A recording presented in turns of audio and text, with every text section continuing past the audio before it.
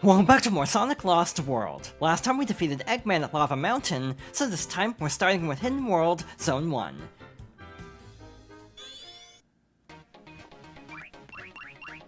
The Hidden World zones are a bit peculiar. For this first one, we have to knock these cubes off of this platform using charged homing attacks. They'll try to flip over and cause other panels to flip over depending on their color. For example, the orange cube will cause the panels in front of it to flip over, while the yellow cube will cause the 4 panels surrounding it to flip. This will go on endlessly until you run out of time. You start with 30 seconds, and every time you defeat a cube, you gain 10 more seconds. For the sake of time, we're going to let it run out so we can get a move on, but it is an interesting test to see how long you can go in a stage like this.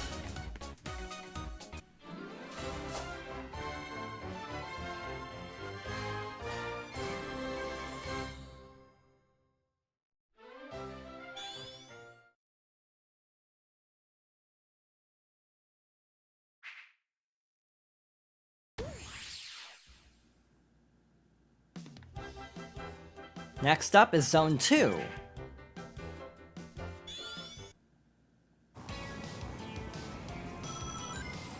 We have a tornado level, which I actually think is surprisingly fun.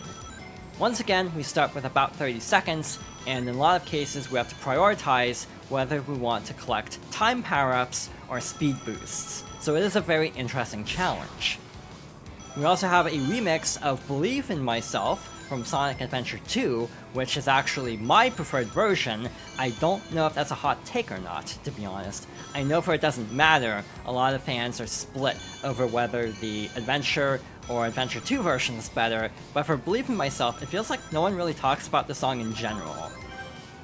This is a fun stage, and I kind of wish there was more variety like this throughout the main game, given that this is a relatively inoffensive way to break up the pacing of the game, unlike some of the other gimmicks throughout the main story that tend to be more annoying. We can also zoom a little bit with the ZR button on Wii U or right trigger on Xbox, which is what I'm currently using, and we definitely want to go as quickly as possible because we do have a tight time limit. However, obviously we want to not go too fast in some cases, because then we'll careen into various obstacles, but I'm pretty sure we're actually getting pretty close to the end.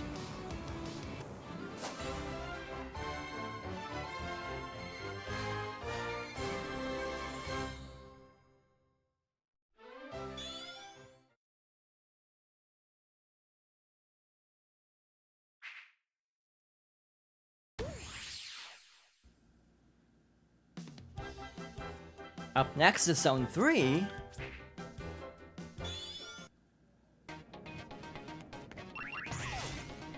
This level is very interesting. It's basically a cylindrical platforming stage with collapsing platforms. Basically with these green platforms. Every time we step on one, they'll start to disappear. So again, it feels very Mario Galaxy in some ways. We also have these yellow platforms that'll basically move forwards, but will also crash into various obstacles and disappear like so. Again, this feels very Mario Galaxy. As much as I do feel like some of the comparisons are overblown, I'll also admit that this game definitely, occasionally will have a lot of gimmicks in common. And again, with a lot of the boss fights in Lava Mountain, a lot of them do feel relatively unoriginal in that regard. It kind of occurred to me just now how unoriginal the bosses are in Zone 3. It's very interesting to me given that the other 3 in Zone 1 really don't get anything special. They're fought exactly the same way for the most part as in the original fights, except Zomom, I think. Because of having to lure him into the lava, that actually does work differently. But with Zaz, I mean, Zaz is a relatively easy fight anyway, though I think the first 2 fights were in 2D in Windy Hill. But with Zik, for example, the fight was very similar without the fruit gimmick, obviously. Meanwhile, with Xena, Zor, and Zavok, their fights are completely different than their fights in the main story, or in their first encounters. So again, it is interesting how much that actually contrasts there. In general, this is probably one of the more fun Hidden World stages. A lot of these are fun little bonuses, but not necessarily challenging or particularly interesting in a lot of cases. Here we want to very quickly make our way through.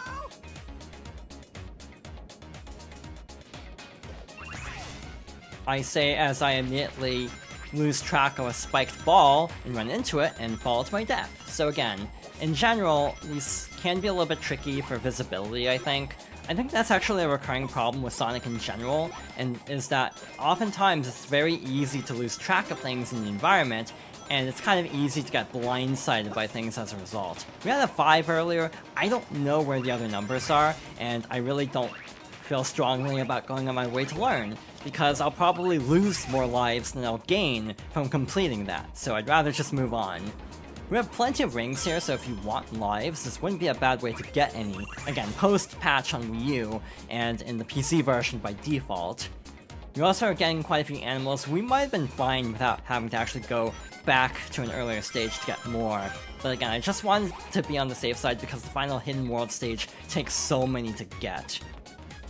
So next up, we want to make our way very carefully across here. This is a fun concept, but again, it is not entirely original. We're actually running out of ground here, so I hope the platform catches up soon. It actually did, but now we have to kind of move side to side to actually avoid all of these obstacles in the way. So yeah, this is probably one of the better Hidden World stages. The tornado level I actually like, partly because of nostalgia for Sonic Adventure, though I will also fully admit that it's also way too short. Like, it's over in so little time, and I definitely wish the tornado had been more utilized throughout this game, given that it is heavily featured in the opening of the game, for example. But now we have to very quickly run across these before they careen into the end, and we're done.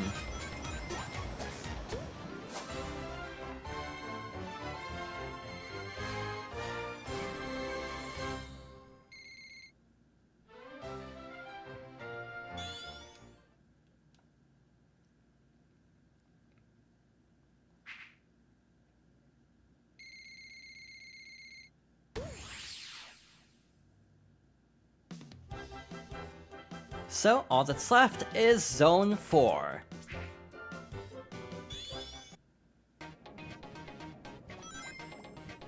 I'll be honest, I don't like this stage, and what a way to end if you're going in order of the stages, because this one really sucks. Basically, we have to line ourselves up and press A to jump to one of the other spheres. That'll determine our direction that we actually travel in, and to be honest, the stage really sucks because of reasons we'll be seeing in a bit. We also have these little enemies in these little bubbles too. In general, I'm aiming for the spiked ball bubbles instead because I obviously don't want to free any of the enemies. They will chase after you, by the way, if you do free them. In some cases, we will have to. But the worst part about this mission, in my opinion, is 1, it takes a long time. 2, there are no checkpoints. So if you mess up, you have to restart from the beginning, and it definitely gets old after a while. Yeah, that's an example of actually freeing them. Luckily, we can defeat them with the spike balls, though, so they're not too dangerous, but obviously if they catch up to us, we might be in trouble. But obviously, it can't be that simple, right? So there is more to this stage than just this. Next up, we have these little sections here, where we have to carefully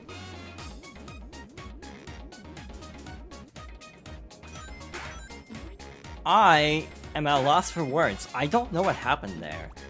I can only think that maybe I got crushed by one of the green blocks with the edge of the screen, or the kill plane is just really not generous. That's my other theory. Yeah, this is why I don't like this mission, because it takes forever.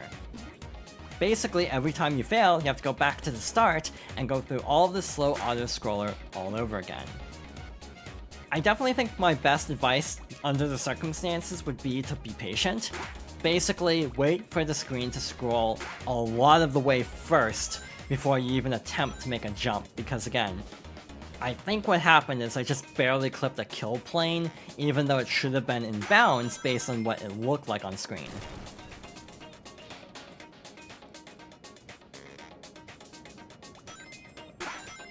Obviously, the other problem is just trying to line up Sonic on these little orbs. It can be a little bit tricky to actually get the angle right in a way that you won't careen off the edge of the screen. I am not excited about the end of the stage. If I'm struggling at the beginning, I'm a little bit worried about how the final part's going to go, where we actually need to aim incredibly precisely.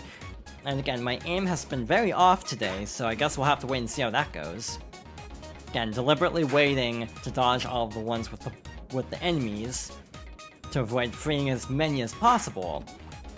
But again, the Hidden World is very interesting, just very experimental sort of bonus stages that don't really tie in thematically to anything in terms of like level gimmicks or anything. Like, this is the first time we're seeing anything like this in Sonic Lost World, and it's really weird having basically a gimmick bonus world at the very end of the game.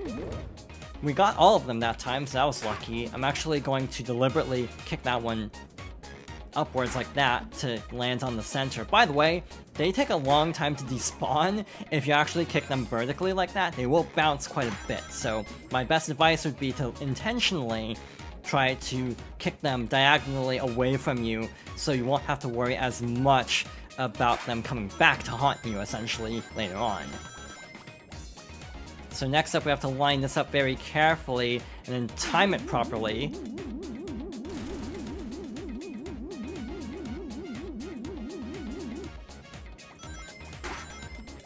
That is not what I call timing it properly, but again, I just feel like this mission takes too long and has too many annoying features in it to be particularly enjoyable. That's really bad. It's actually going in the direction I'm going, so I have to actually dodge that too. In general, Sonic Lost World's level design is definitely a bit mixed. Again, I almost feel like in some ways it's better than some. I feel like obviously Forces is a really good example of a not good Sonic game in terms of level layouts. So in that way, I think Lost World is a better game, but it's just in some ways, when you get to a bad level in Lost World, it's really bad basically. Unlike a lot of other Sonic games, even Colors I'd say, is a game that doesn't really have high highs, but it also doesn't have low lows, so it ends up feeling like a more cohesive experience from beginning to end. Meanwhile, something like Lost World will oscillate wildly in quality of level design. Obviously, World 4 is my least favorite, but the Snowball level and the Casino level right next to each other, actually. And in general, I definitely feel like some of the gimmicks run a little bit thin in terms of like how much use they try to get out of them within a stage. And also it's weird how many gimmicks just disappear after their initial use. Like, there's so many stages where they have a gimmick used one time, and that's the only time this ever comes up in the entire game. And this is definitely a case of that. So now we have a large one of these enemies, and this is where the fun begins. And by fun, I mean this sucks. Basically, we have to aim these carefully into its mouth, which is obviously easier said than done. It's a mixture of timing and luck of it actually opening its mouth when you're actually aiming in the right direction. And obviously it can also get very hairy if you're actually trying to, Actually, that was a very good shot there, but obviously it's not done yet. It's obviously very scary trying to actually navigate as you're launching all of these projectiles at it, while also trying to make progress yourself and avoiding getting hit by the projectiles you're actually launching at it. So that's another reason why the stage can be a little bit frustrating. We have one more hit to go, indicated by the red aura around it now, but now it has a shield to make it even more annoying.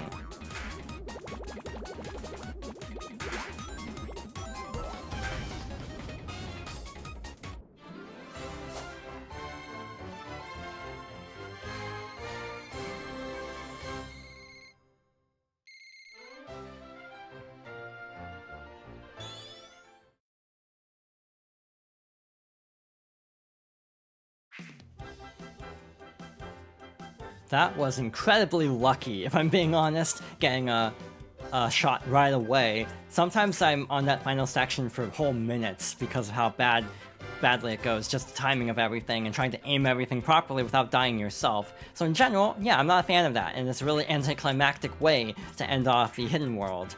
Though we are not done yet, because again, we have some more bonus levels to go through, the first of which should be over here in Sky Road.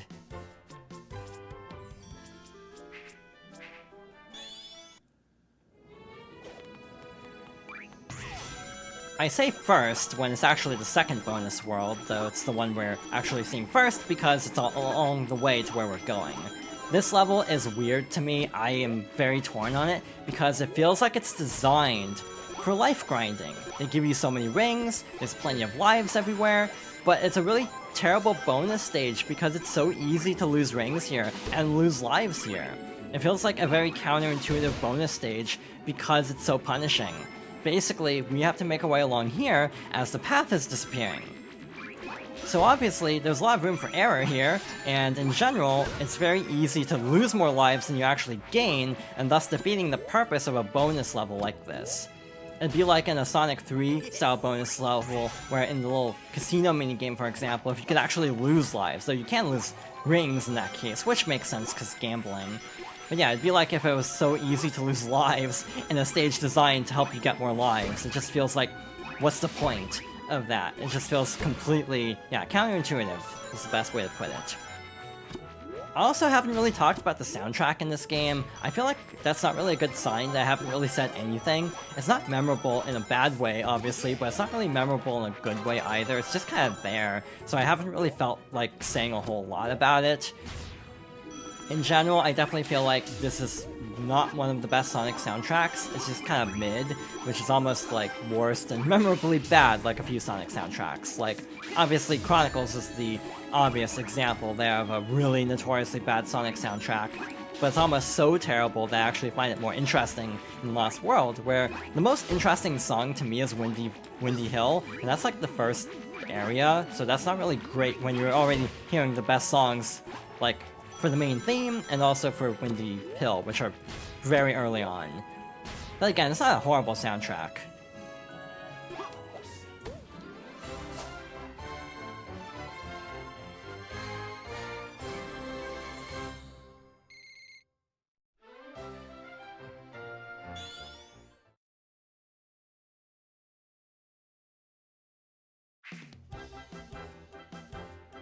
So with that taken care of, we actually got through it in one piece, so we actually gained quite a few lives from that. On my practice run of that stage, I lost more lives than I gained, I'm pretty sure. Or at least I broke even, at the very least. So again, not the best stage for actually getting extra lives, given how dangerous it is. But next we have to head to the Tropical Coast for the other bonus level.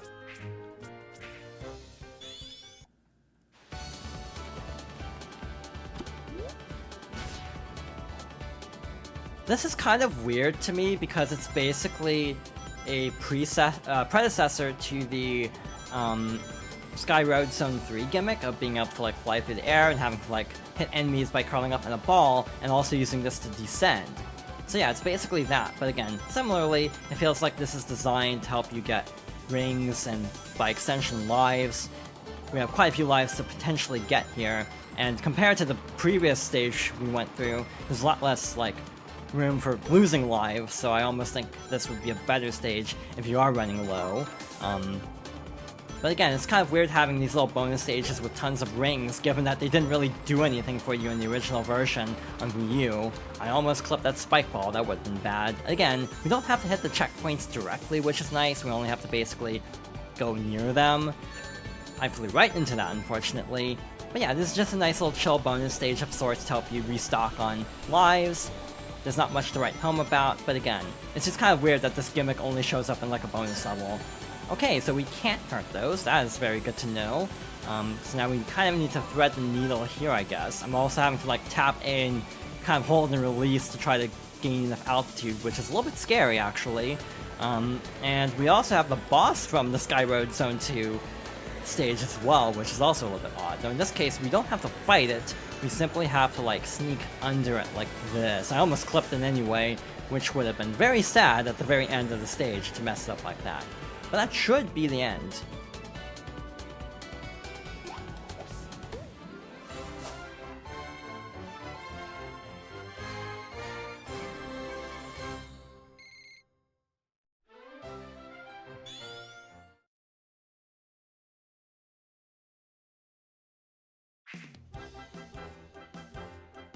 So that takes care of all of the bonus levels in the base game.